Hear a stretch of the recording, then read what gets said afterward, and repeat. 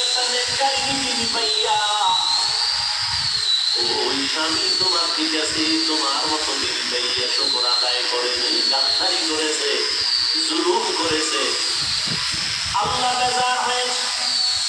বলো বিবি, তোমার ওই স্বামীর সাথে দূরত্ব কেন হয়েছিল? বলে একটা ভিক্ষুকের ভিক্ষাকে কেন্দ্র করিয়ে আমার স্বামী গালাগালি করেছে, ভিক্ষা দেয় না, আমার আল্লাহ বেজার তালাক দিয়েছে।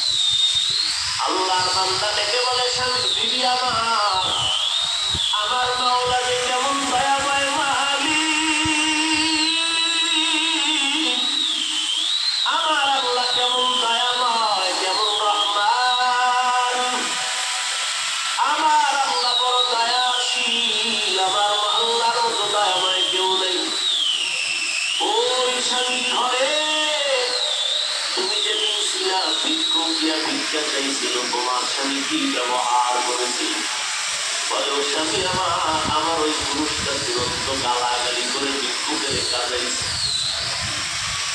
এবার ডাকিয়ে কয়, বিবি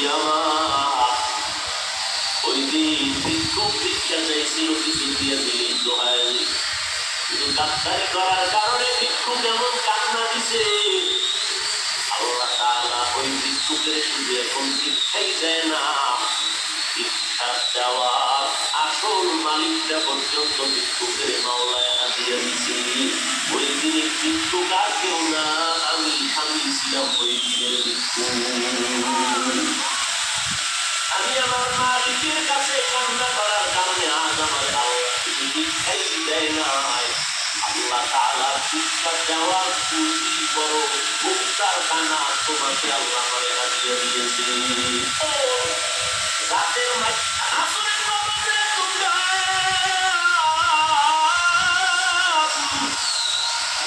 আমি প্রায় সময় ঘটনাটা বলি। ওই ভারতের জমিনে ওলিয়ে কামেল, যার নামে আজ দিল্লি শহরের মধ্যে দাঁড়িয়ে আছে কুতুব মিনার, ওই কুতুবউদ্দিন মুখতিয়ার কাজী রাহমাতুল্লাহ আলাইহি জবরদস্ত একজন ওলিয়ে কামেল কুতুবুল আলম। ইন্তেকালের সময় খাদেমকে ডেকে বললেন, আমি আর বোধহয় বেশি দিন বাঁচবো না, মরণাপন্ন হয়ে যাচ্ছি, ইশারাটা কেমন যেন মনটা খারাপ লাগতেছে। বিদায় বেলা দুইটা ওসিয়ত করে যাই, করায় বন্দায় পালন করবি।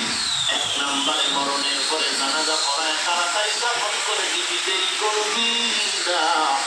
নবী বলছেন, মাইয়েতের দেরি করিয়া জানাজা দিলে মাইয়েত বড় কষ্ট পায়, তাড়াতাড়ি দাফন করে কবরে রাখবি। এক নাম্বার।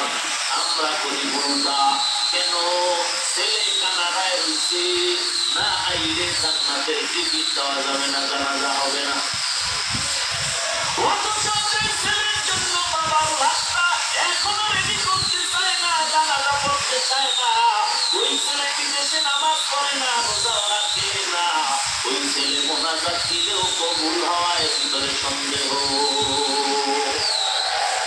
এই সন্তানের অপেক্ষায় করে গেলাম, নবীর কথা আমাদের জানাজা পড়ায় যদি দাফন করে দিতা, আর সন্তানে সে এলাকা আলে মোলা মানিয়া যদি কবরের কিনারায় গিয়া দোয়া করতো, রব্বির হামহুমা কামা রাব্বায়ানি সগীরা।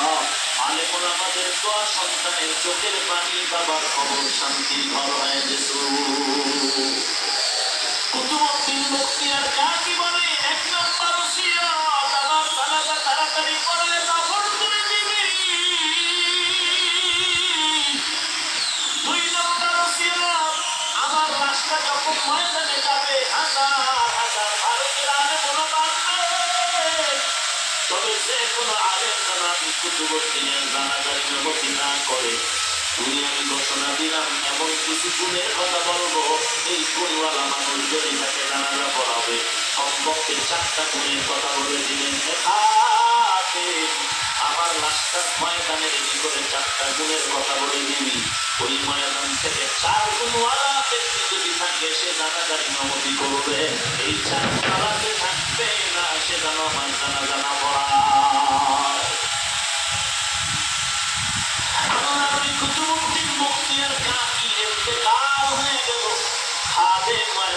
হাজির করে মাইয়াতকে হাজির করে এলান করে দিলেন 1 নাম্বার ওসিয়ত, জানাজা পড়ায় তাড়াতাড়ি কবরে রাখতে হবে, বিলম্ব করা যাবে না নবীজির হাদিসের কথা মতে।